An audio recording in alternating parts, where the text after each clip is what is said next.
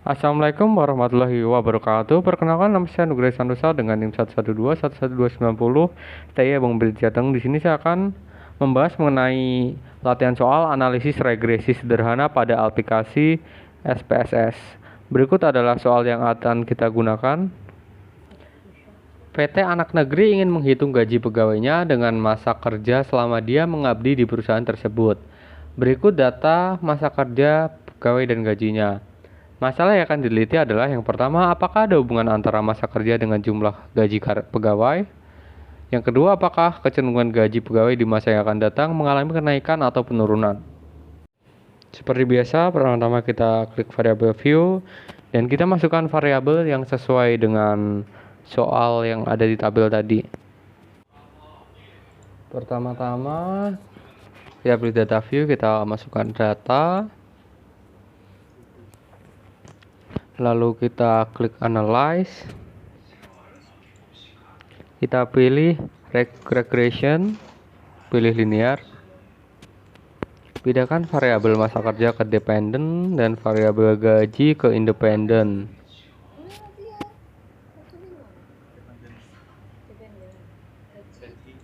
Izinkan kolom method dengan perintah enter, kemudian klik option.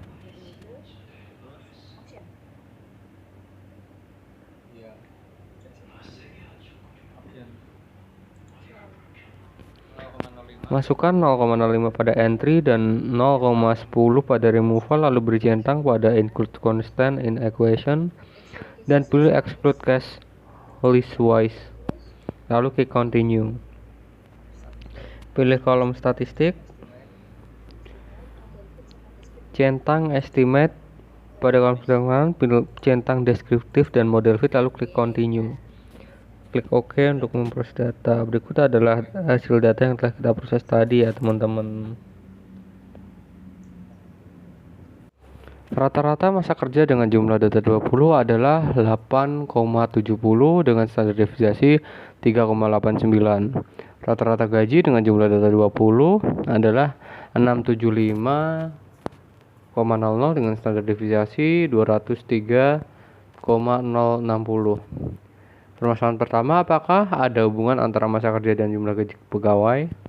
Dari hasil perhitungan didapatkan angka korelasi antara masa kerja dan gaji yang dihitung adalah dengan koefisien korelasi adalah sebesar 0,926.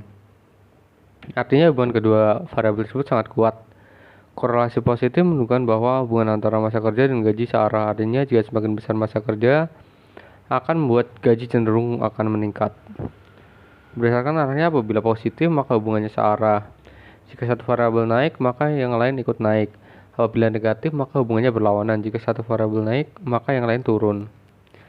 Berdasarkan nilai derajat korelasinya baik positif maupun negatif, 0,7 sampai 1 adalah kuat, 0,4 sampai dengan 0,7 sedang, 0,2 sampai 0,4 rendah, di bawah 0,2 lemah atau diabaikan.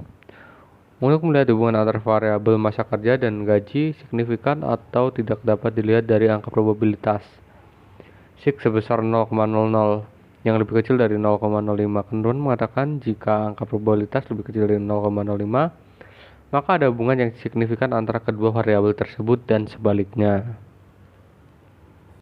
Lalu untuk menjawab masalah kedua, kita harus menguji ulang data yang tadi. Kita klik analyze.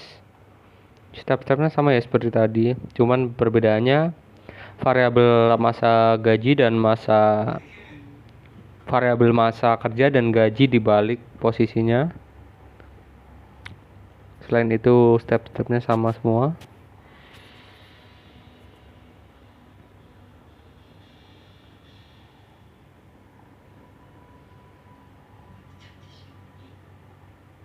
Klik OK dan ini adalah hasil dari pemrosesan data yang kedua.